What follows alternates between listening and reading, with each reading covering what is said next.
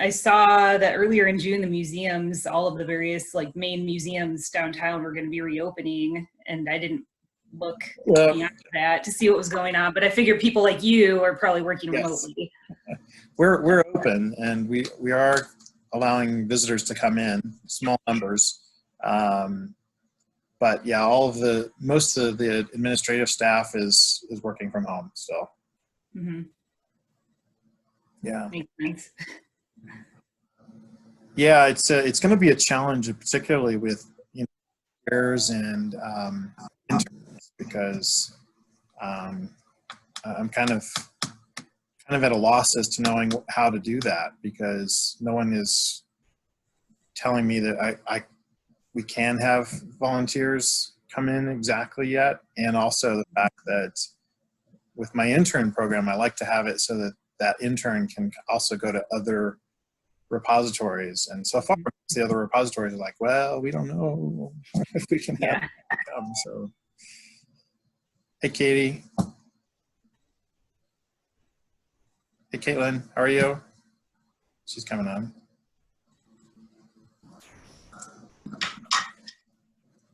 Hi, Todd. I'm doing well. How are you? Good. Good. Surviving. Surviving. Indeed. Yeah. Well, we'll just wait a couple more minutes for folks to come on. Okay. We have a smaller group this time, so which will be different. So Sometimes that's a better conversation. yeah, certainly can be. Mm-hmm.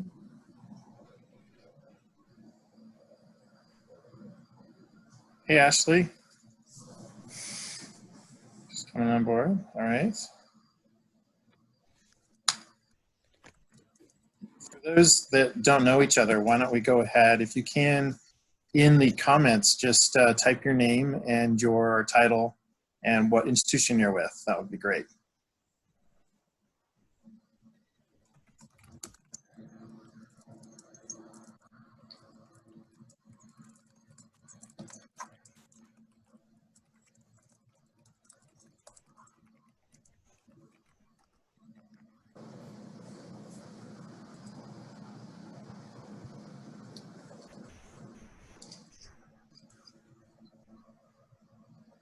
Excellent.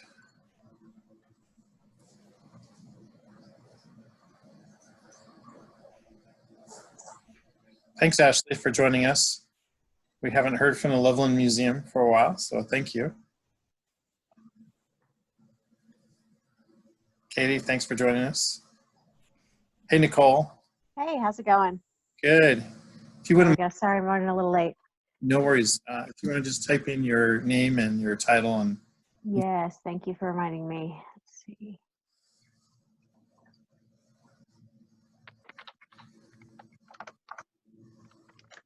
Those that are joining us, if you could just introduce yourself through the chat with your name, your title, that would be great.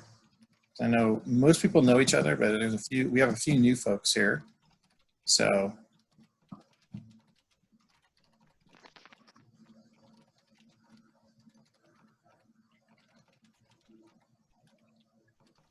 it'll be a much smaller confab than we had, I think, the first time. So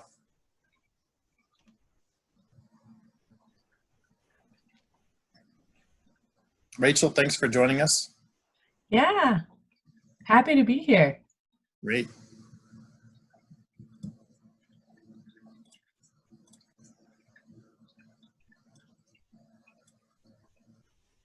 I'm going to give 2 more minutes, see if anybody else joins us, and we'll start.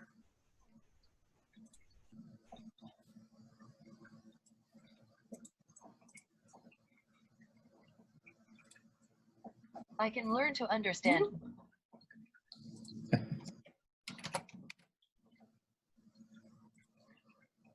And if you can mute until you're ready to, that would be great. Just sort of it adds background noise if you don't. So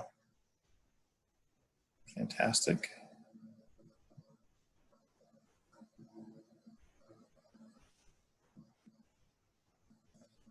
All right.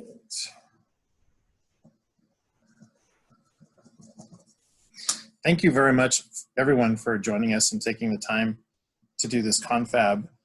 The point of the confab is really to kind of learn from each other. I think we have an amazing amount of talent out there in all of our repository partners.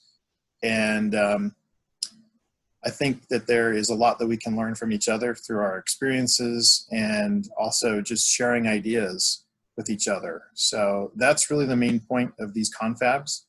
And I'm going to go ahead and share a screen here. We've got Liz joining us. Liz, thanks for joining us. If you could just introduce yourself in the chat, that would be great. Okay. I am going to do a little share out here. All right, so as you probably know, this is just kind of a really casual conversations that we're going to be discussing today and with all of these confabs. And I'm going to try to keep it to, you know, 1 or 2 topics.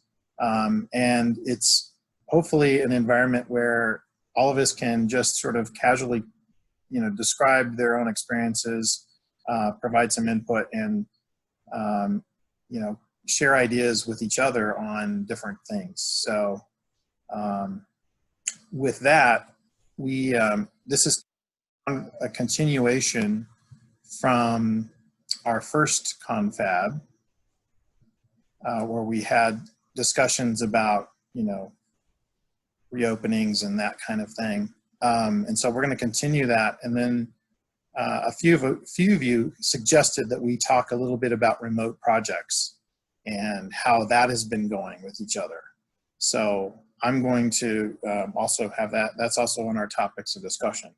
But before we do that, and let me look back here, how many folks we do have on here. So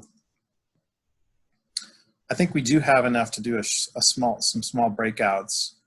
But before I do that, I wanted to poll with you, with your institution, if you have actually opened up yet to the public. So if you could go ahead and make your choices known, that would be great.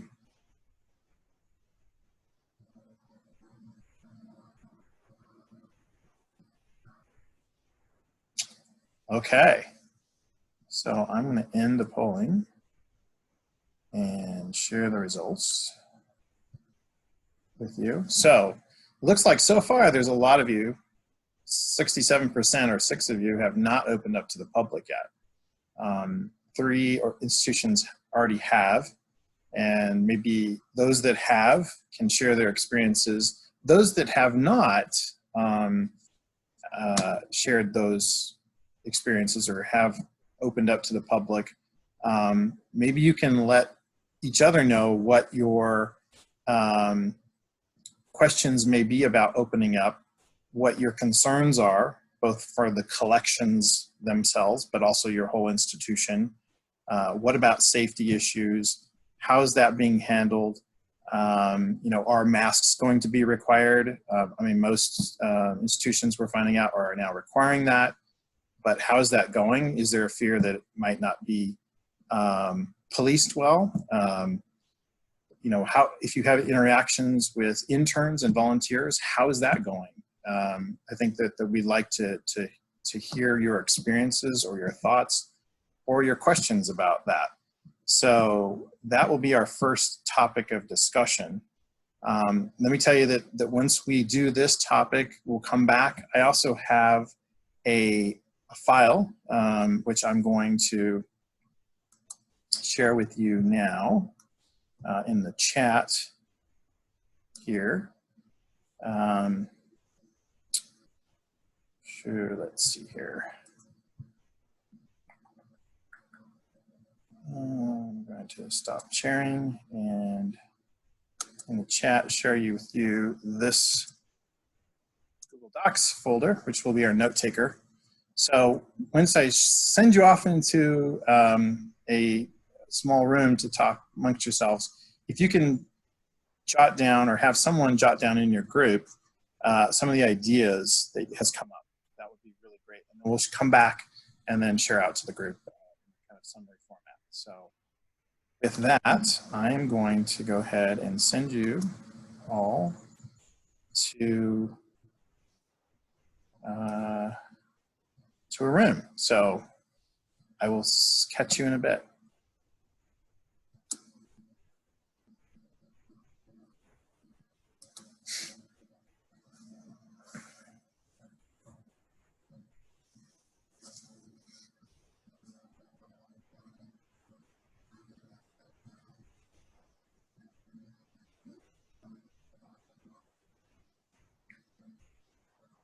One, two, three.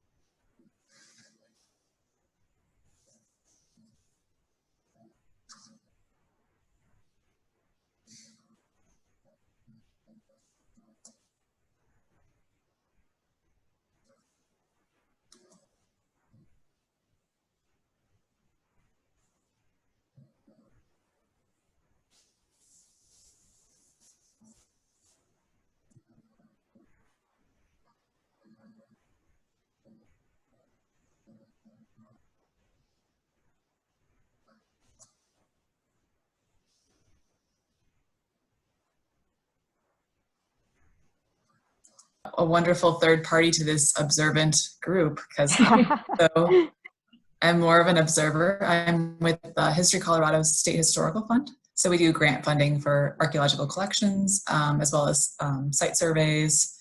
Pretty much if you have an archaeological project, if you want to brainstorm, it might likely fit into our program. So it's a pleasure to meet you, Rachel. I met Holly McHugh. Works at History, McKee, thank you. Currently works at History Colorado, so it's really nice to meet her. The staff that's currently runs everything. Yeah. Hi, Todd. Hey, yeah, I thought I'd come in and just bop in and say hi. So glad you guys can meet. And I know that I looked at this group and I said, oh, there's Katie.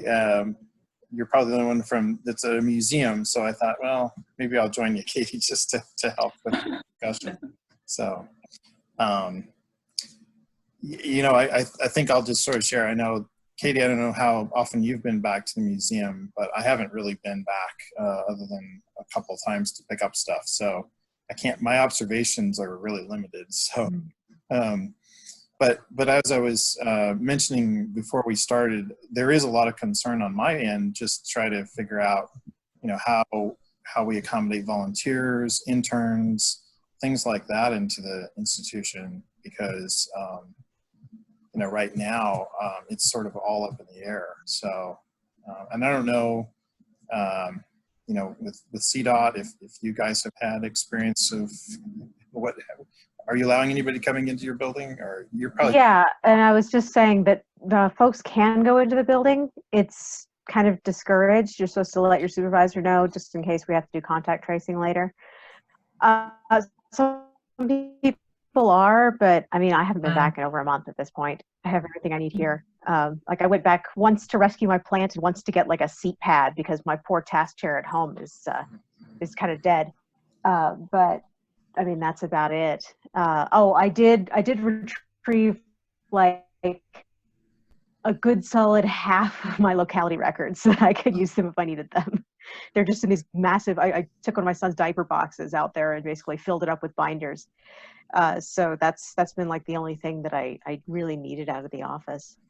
Other than that, I know people go back, some folks go back once a week, you know, just kind of check in. Some people haven't been back at all. Yeah. It's pretty much everybody working from home mostly if they can. So. Yeah. Great. Is the History of Colorado Museum open yet? I didn't even think. Yeah, okay. Because the DMNS opened a bit ago. Yeah, they opened as soon as they were allowed to by the governor. And they had some delays, I think, based on the repairs from the protests. Oh, right, I forgot. Thanks. Yeah. Rachel, how about CPW? Are they allowing anybody outside of, or even there? Or you're working probably mostly from home too, I assume.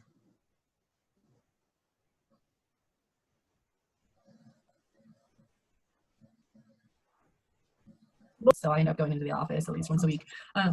They are allowing the public into the office buildings we're in, because that's also where you do, you get permits or talk to people or get a fishing, like they do all sorts of things in those offices. They do allow the public in. I haven't seen too many from the public yet. You know, mostly we're in a little tucked in corner, so it's just us, and we schedule who's going in when. You just put it on the shared Google Calendar if you're in that office that day, so we don't overlap too many people. Have you heard any? But we're pretty much open. I mean, I would think if we all wanted to come in, we could. How about the parks themselves? Obviously, they're open. What about like visitor centers? How are those? Yeah. Do you know? Yeah, they're open. The few I visited, if they have like a special room that maybe is more hands-on exhibits or where they might do meetings, those doors are closed right now. But the gift shop, front entrance, and bathrooms are open at the visitor centers for state parks. And they're fully staffed. So everybody's in those buildings. They have to be. They have a lot of people visiting. Wow. Yeah. It's shocking when you show like, oh wow, it's fully open. Well, I guess you guys have to. I mean, in some ways, you probably have to, just because you want to get the revenue and all the programs up, right? Yeah. I was over the weekend. People want to do that. Yeah. Golden Gate State Park, and I noticed there were a lot of people there. So in the visitor center, but I didn't. Yeah. Yeah, I would recommend not going in visitor centers if you go to a state park. That's a good place to not go in, but Makes sense, yeah. Cool.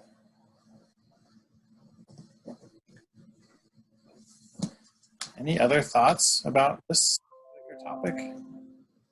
Qualms, issues? I'm probably going to just pop into another meeting room just to see how it's going. So. Sure. We can jump over to question two too as well. Well, we'll get to that. You don't have to. Oh, that's later. Okay. Oh, Yeah. Gotcha. Okay. Sorry. Get there. All right.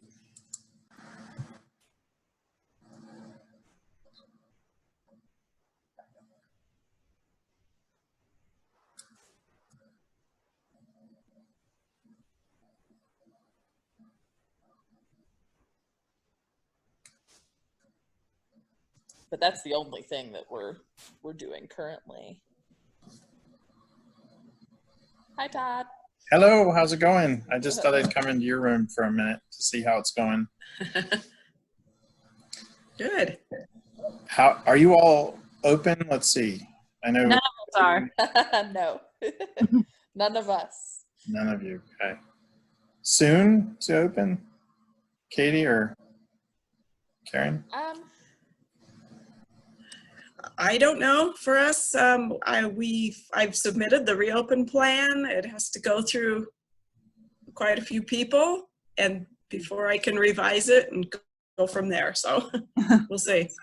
Could be days, could be a month. I don't know. Yeah, we're hoping to reopen by reservation only August 4th. Oh, okay. and then fully reopen in September. So we'll see how that goes. Our reopening plan did get accepted, but yeah, we'll see if anything changes. Well, do you feel like opening a little bit later has helped you plan a little bit to understand how other institutions are handling it, or what do you think? Oh, sure. Yeah. I know with Colorado, you know, History Colorado, we opened up pretty much right away with the allowance in June. And we did have quite a few people the first week. I mean, I was really surprised. We had over 600 people the first week that we opened. Oh, wow. Which was a lot, really. I mean, when you look at it, it's like, you know, it averages to about like 5 people an hour, but still more than I expected, actually. Uh-huh. And I think it's been pretty smooth. Everybody that I know at History Colorado Center has been compliant with wearing masks and being socially distant through the exhibit areas and so forth. But we, again, we're short-staffed. I mean, there isn't a lot of staff there. We're actually even kind of short-staffed on guest services too. So, which is a concern, particularly of mine, because I think I really fear about volunteers coming in and interns. Just I know there's a lot of object touching and things like that goes on, and so it's a huge concern, particularly when you have a volunteer force that's elderly and potentially susceptible to the virus. So that's something we still haven't really figured out yet, actually. Yeah, that's a goal of ours for the next few months that we're gonna work on. And I think it'll be easier, like Karen was saying, in certain instances, like our behind the scenes volunteers, it's a lot easier for them to socially distance in collections, and they're wearing gloves anyway, and they'll be wearing masks. And so we feel like we could bring them back on, and some of our maintenance and gardener volunteers who are all outside and again able to socially distance, but those volunteers who give tours and things like that, those are a little tougher. Yeah, absolutely. Absolutely.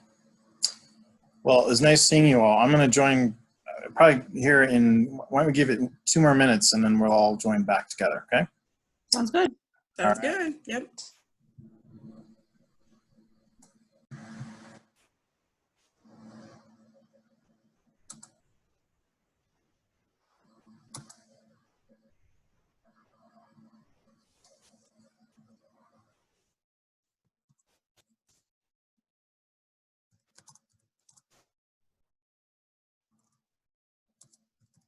Hey, Angel.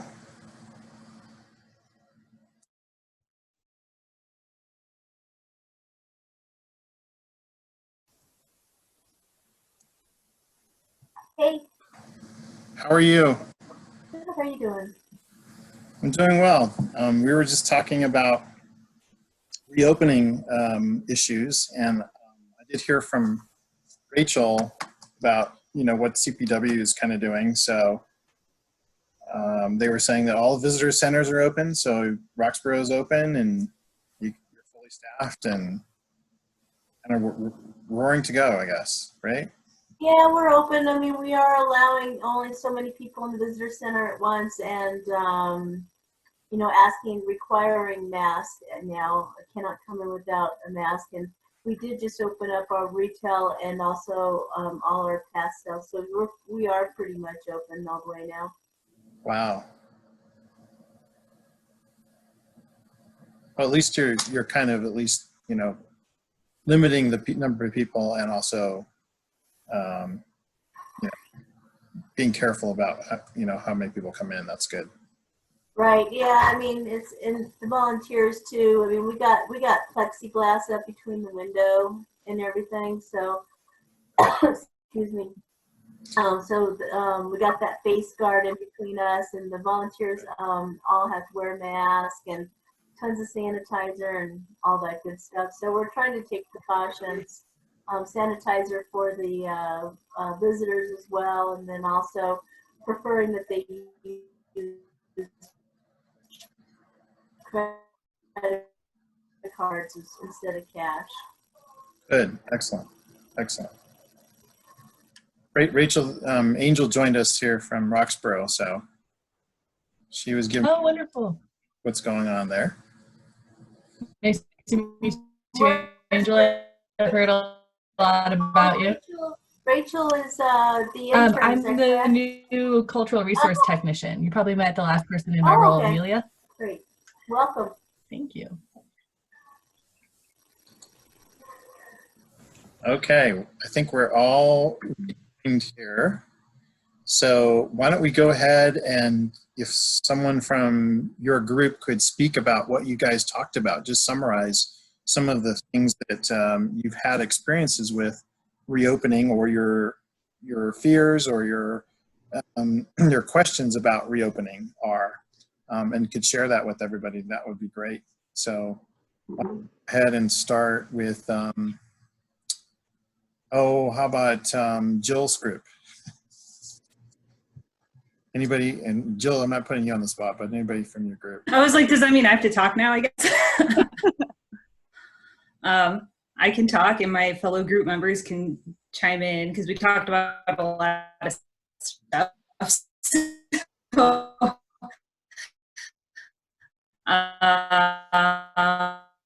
One about reopening experiences. So Liz, in Aurora, I think, or wait, no, sorry, Ashley, you're the one who your institution is reopened. Liz, I'm at a university, and Liz's institution, I don't think is reopened yet to the public. And so Ashley from Loveland said that you guys, like, you don't have big groups in the, like, group to encourage social distancing, that kind of thing. Do you have anything more to say about how that's actually gone, if there's been any issues? It's gone really smoothly, surprisingly. I think we're very much poised for the worst, but surprisingly, people have been very kind about adhering to those rules.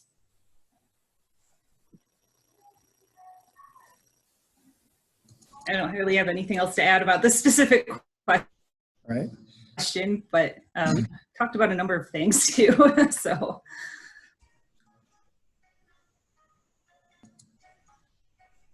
Rachel, Katie, or Nicole's group, how about that?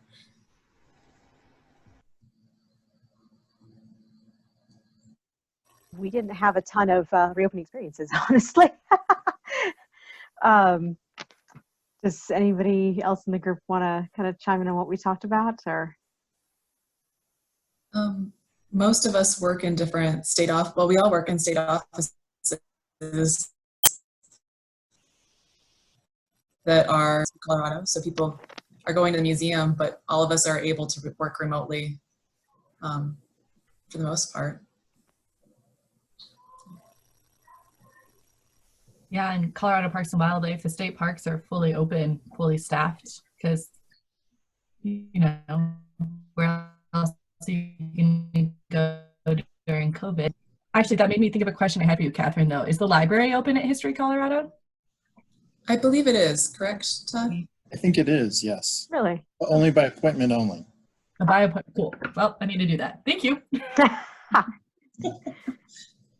I think I did talk a little bit about my experiences going to the Denver Museum of Nature and Science as a visitor after they reopened. And it was one of those things where it was a little bit freaky because I felt like maybe I was doing something totally unsafe. But, you know, my experience there was that everybody looked like they were behaving very safely. You know, folks are behind plexiglass walls and plenty of spacing between visitors. People were generally wearing masks and being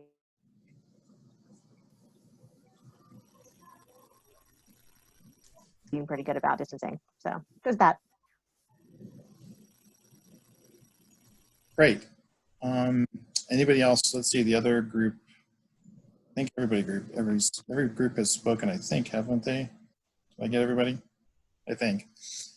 Angel and I, Angel joined later, and we just talked about Roxborough. So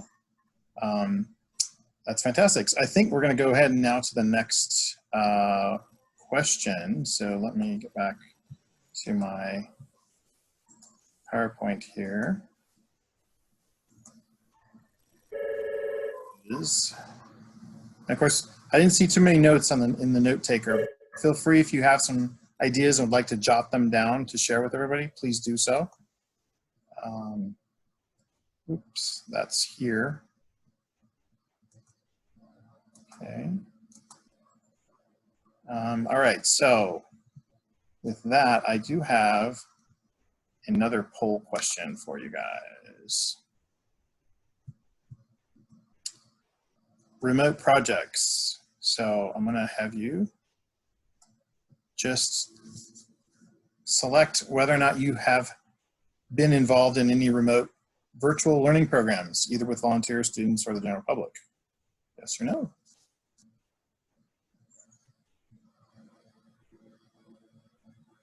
Or are you looking for ideas?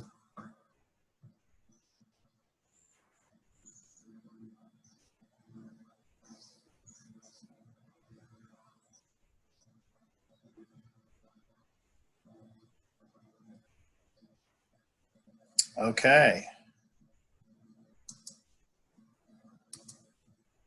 So it looks like 45 of you have done some sort of virtual training programs, either with volunteers or students or the general public. So fantastic. Hopefully you all can share some of those experiences with each other. 3 of you have not, and then 3 of you are looking for ideas. So hopefully this next conversation can be beneficial to all of you who either haven't or are looking for ideas. So why don't we go ahead and break you out again with that next question, your experiences with virtual training and outreach, and what you can share with each other on how well it went, or what you would do differently. So I'm going to send you off. All right. There we go.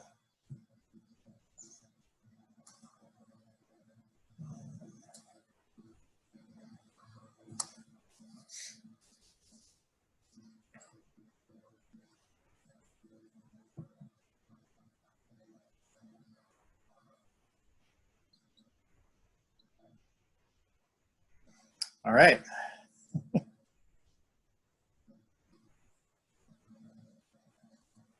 Angel, you should be invited to a room.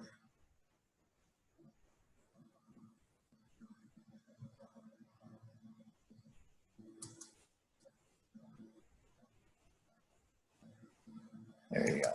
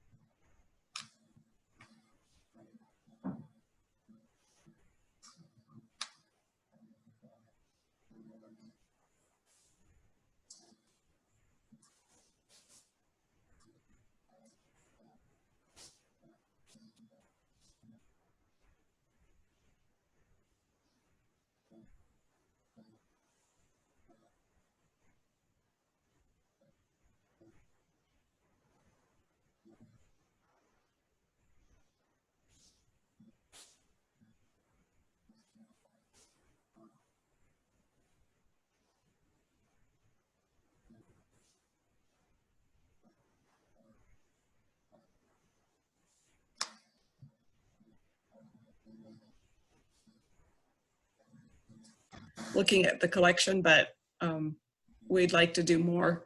We're definitely looking to get some new ideas. Karen, could you remind me where you are again? I'm sorry, yeah, 17 Mile House in Arapahoe County. I knew it was somewhere in Arapahoe County since I live there, so I remember we talked Oh, okay. about that. Right. Caitlin, where are you? Oh, I'm at Heritage Lakewood Belmar Park, and so I think we're lucky for virtual programming because we're a subsidiary of the city of Lakewood. So we have a lot of support for programs like that from like the city marketing department, and there's a team stage, so we have some digital and virtual support. We have only run one virtual program so far through Zoom, but it was really not really successful, but it was successful. We had about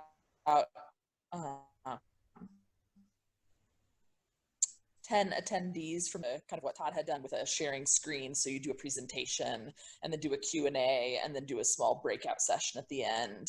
And all of those worked really well.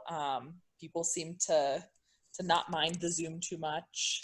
And I know one of our sister groups in the city, the Cultural Center, has done some Zoom classes, like recreational type dance classes and things like that. And those have seemed to be pretty popular, I think, just because, especially in the earlier days, people didn't have access to ones and then have transitioned into paid programming more recently. And were you, because you, like you said, you kind of have more of an infrastructure to do this already. So did you already have virtual programming prior to COVID? Did you already have experience with that, or is this all new for you? It was all pretty new, but with the support from, marketing and IT, they were able to, set up accounts for everyone, and they helped us troubleshoot things and did some trainings. So that's where it made it easier. We definitely did not do any virtual programming before this. It's something we had on our radar, like the 5-year plan. We'd really love to do some of that to reach schools especially, but it was not something that we had done before. Yeah, I think it kicked a lot of people into gear. Their 5-year plans a little prematurely to get more stuff online. Definitely true for us. Yeah.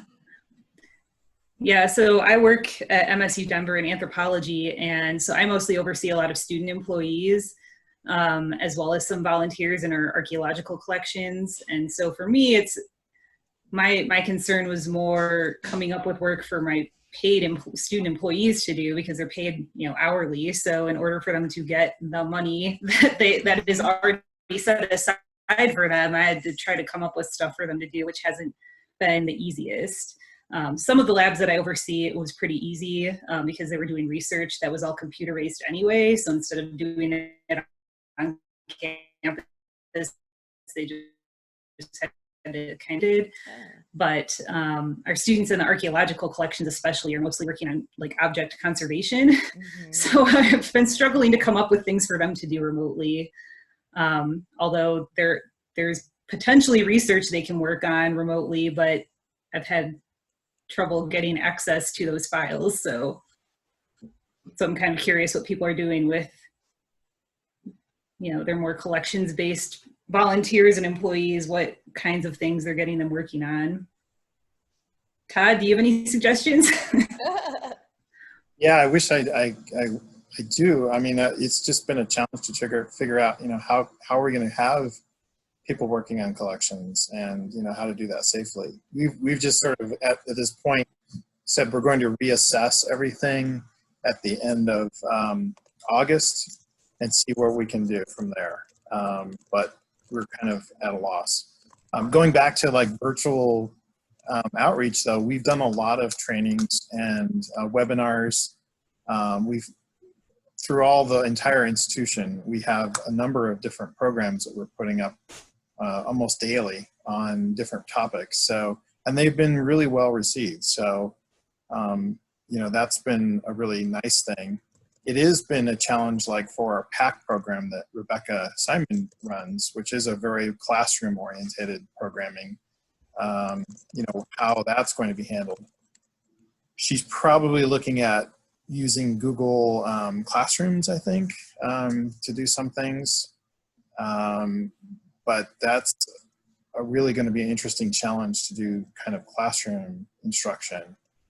It's been mostly just webinar based type and meetings like this, but yeah, it's an interesting challenge, and how we can all do this safely and everything like that. I know particularly we use a lot of your students at Metro from Metro, and opening that back up, I don't know how that's going to happen.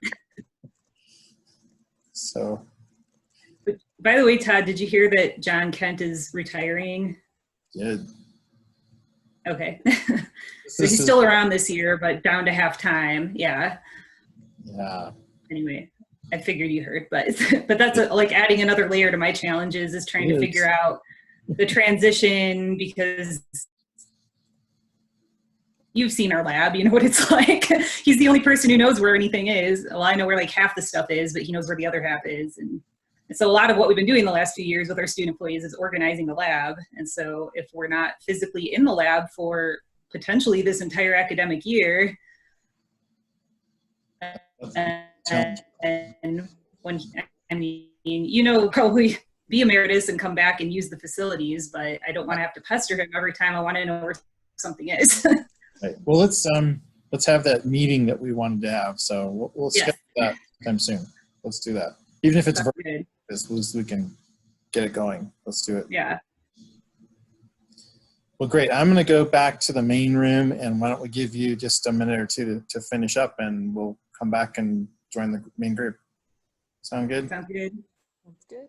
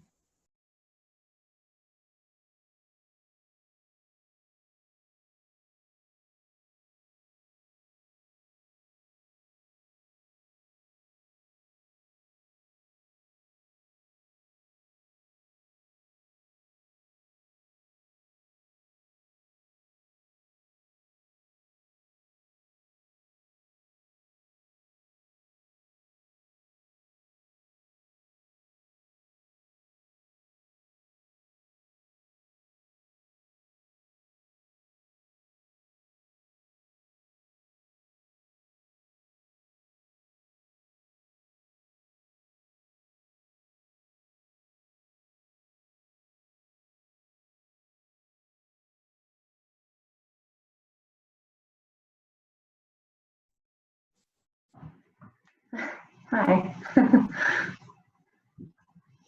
I think I left my group in the middle of a conversation. Whoops.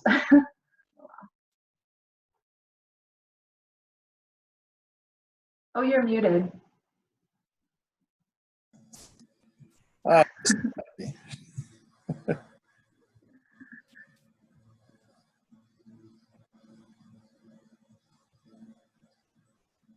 Hello, back here in the main room.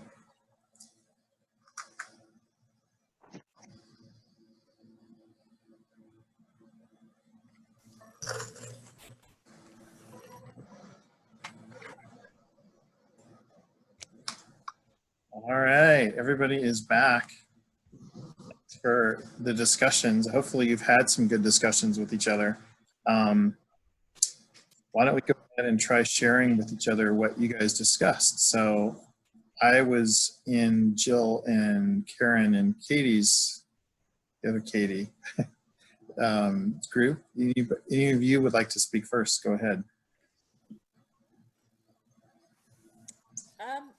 We had a good discussion about some virtual programming we've done. We're trying to expand social media a little bit more, and we've done some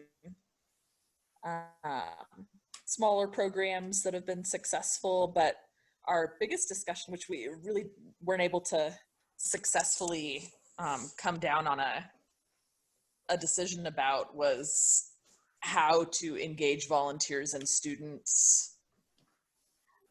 remotely. You know, sometimes they can do research, they can transcribe oral history, but what else can we have them do safely when we have to make sure they're social distancing or cleaning up behind people? Yeah, the big challenge is the whole volunteer and intern issue, I think, particularly if they're working in, you know, collections areas or other places. How is that best to be managed? And quite frankly, we're still kind of trying to figure that out ourselves. So if anybody has, maybe we can definitely can share that out. Please do. Okay, how about the next group? How about Ashley, your group?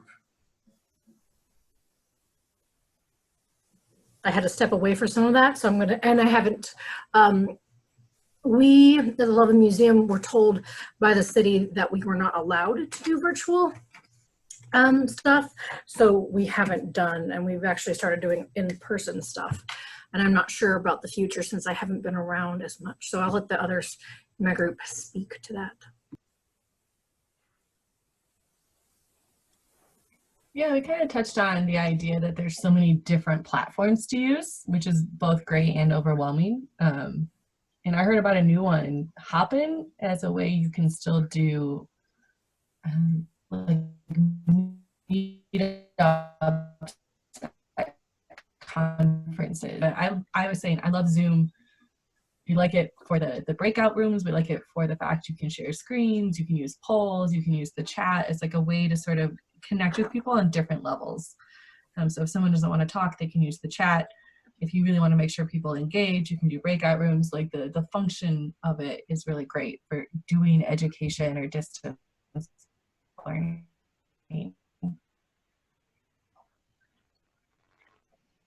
That's a lot of what we talked about. And then Hopin, you want to talk more about that? It sounds really cool. I just don't know this. I haven't actually done the demo yet, but QAM is exploring it for our annual meeting, which we've decided to go virtual for in 2021.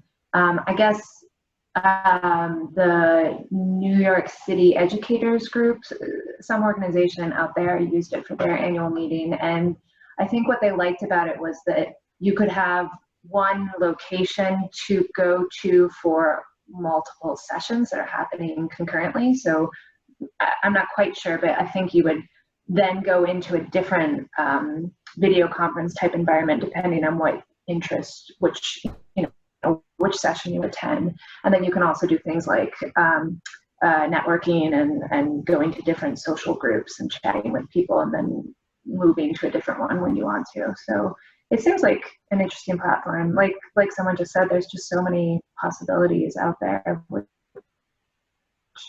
which is great. And it just lowers the cost of all of these conferences, and it allows you to more easily attend conferences you would never have had the budget to do in past years.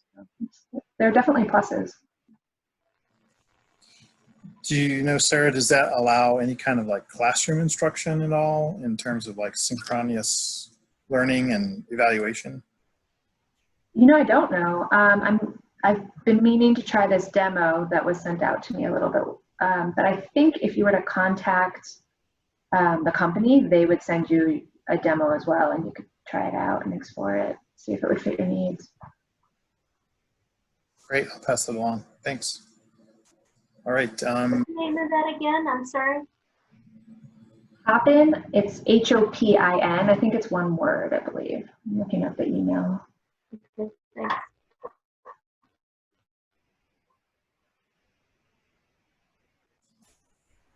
Okay, and then the final group, I guess you guys, we've all had discussions, right?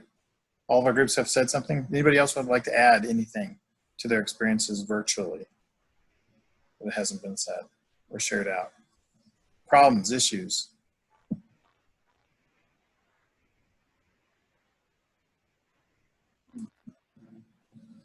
I know for me, it's always a bit of internet connectivity here, particularly if I'm working at home. So you probably have seen me go in and out. I'm having some experiences right now like that.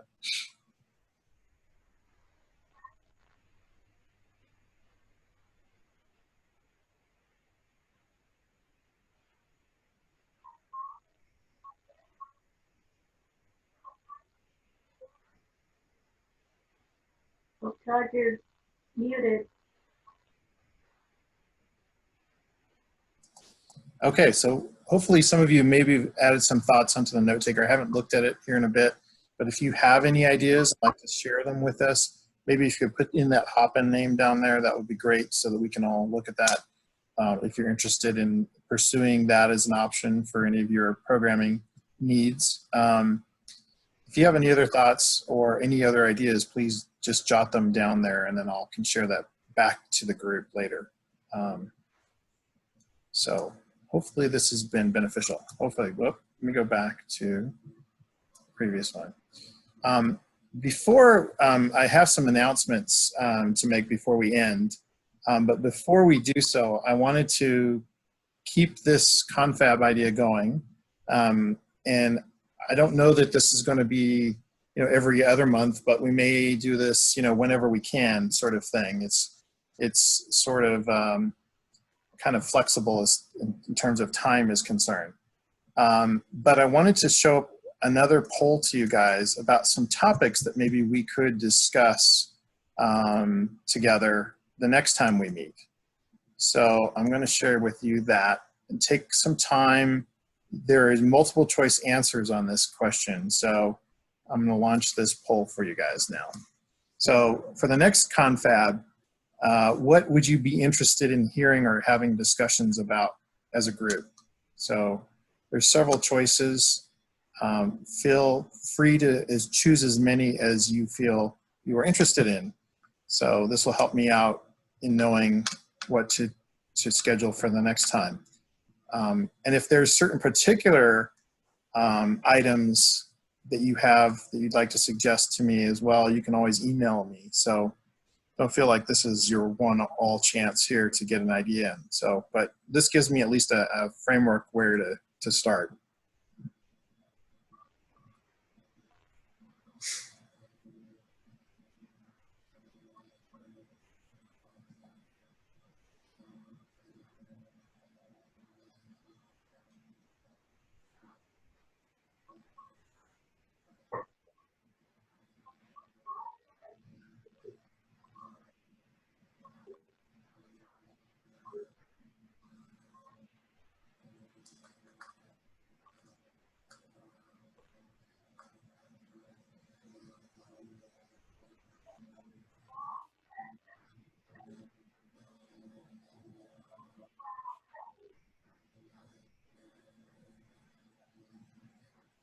Has everybody made their choices?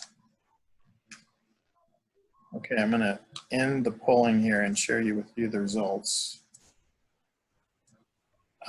So really interesting. Here's the results, and we have diversity inadequacies as like the #1 choice here. And that's actually been one of our discussion points that we've had here at our institution quite a lot of. I know Katie Arnston and I have been involved in some of those discussions, and we'd be very happy to share with you all what we've talked about here at History Colorado. But obviously that is a topic of grave concern to a lot of you and a lot of your institutions. Be happy to schedule another confab talking about that and what you're trying to do to address those issues and inadequacies. It can be really challenging with a lot of our institutions because there is a lot of bias in what we've done in the past. So it is a hot topic for sure. It looks like next we have artifact analysis is really high up there, as well as tribal consultations, which kind of maybe also falls within that diversity inadequacies discussion too. So this is very helpful to hear that there's interest in that. And again, we could definitely try to have more discussions on those topics as well. Collections management policies and databases are always, can be of interest to a few folks that are trying to deal with those issues or don't want to figure out how to update, in particular, a collections management policy. So that would be really good that we could down the line also look at as well, and researcher outreach. So thank you very much for giving some input on these topics. And again, if you have specific ideas, feel free to email me that idea and I'll definitely consider it. So thank you so much. Okay, so with that, I do have some exciting announcements, but first let me just sort of let you know some things that are coming down the line. Here, if grant opportunities. So if you have a need in your institution, there are some opportunities through IMLS grants. And I know Katie Arnston, SHF grants is always a possibility as well. But we have other sources that can also help your institution, like the IMLS Inspire grant program, which does not require any match, which is a nice part of that. And you can get grants of $5,000 to $50,000. So that's a great opportunity there. And what I can also do later is I'll share back with you all of these links so you can have them. I'll put them in the note taker. And then the Museums for America program, also a larger grant, does require a cost share of non-federal funds to that, but it's a bigger grant. That deadline, both those deadlines are November 16th, so it's good timing if you're wanting to plan for something. We definitely try to encourage that. Here's a really exclusive announcement. We are going to be offering some virtual training through our friends at the Denver Museum of Nature and Science on mount making. If you have had that experience or have seen how they create their own customized mounts, to me, they are really the best that I've ever seen in terms of not even having any kind of adhesives at all to their mounts. They custom build them, but they have volunteers that do this. And so they have a really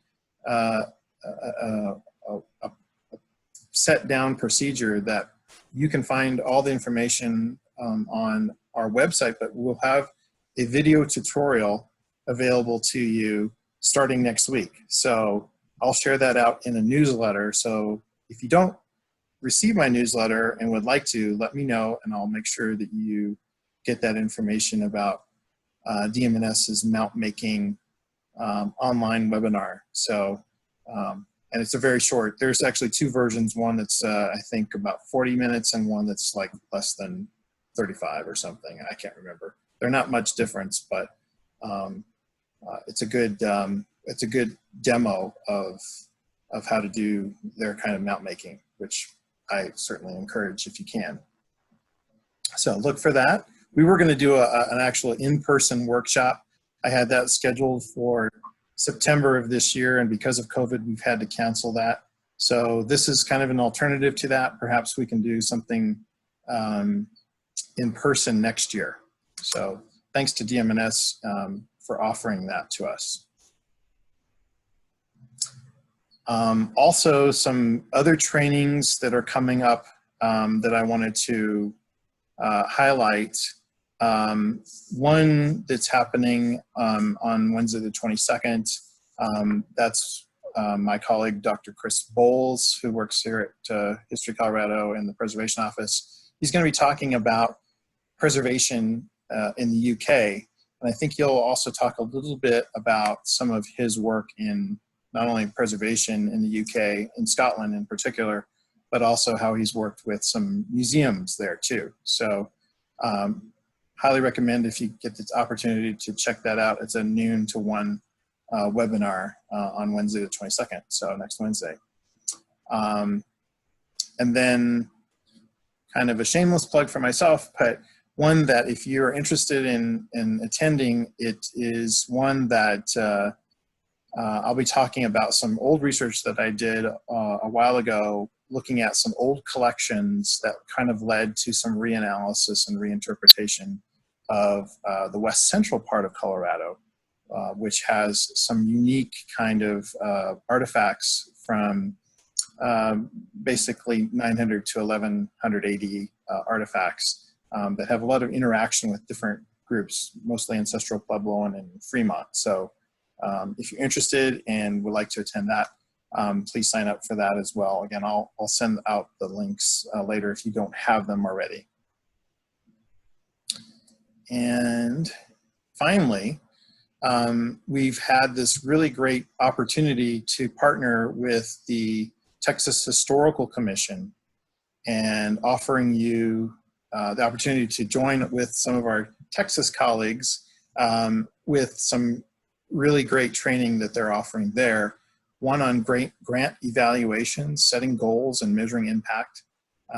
This is a key part of, you know, putting together a proposal and making sure that it's accountable. So be sure to check out that one. That's also next Wednesday. So you could be doing several webinars next Wednesday, but there's that. And then there's also a free online workshop series that they're offering too, that again, Colorado partners here in this program can participate in.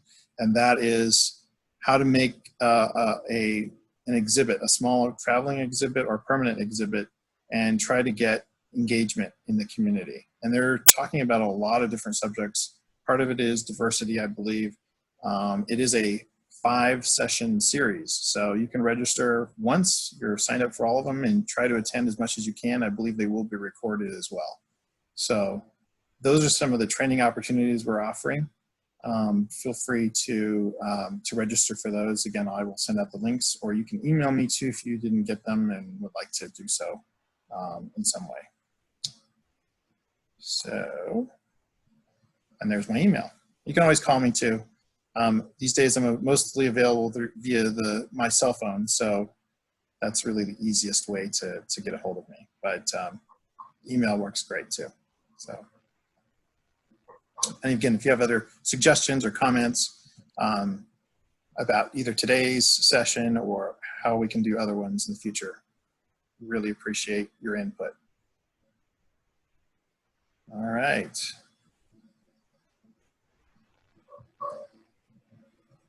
Okay, so it's 2 o'clock. Any final words from anybody?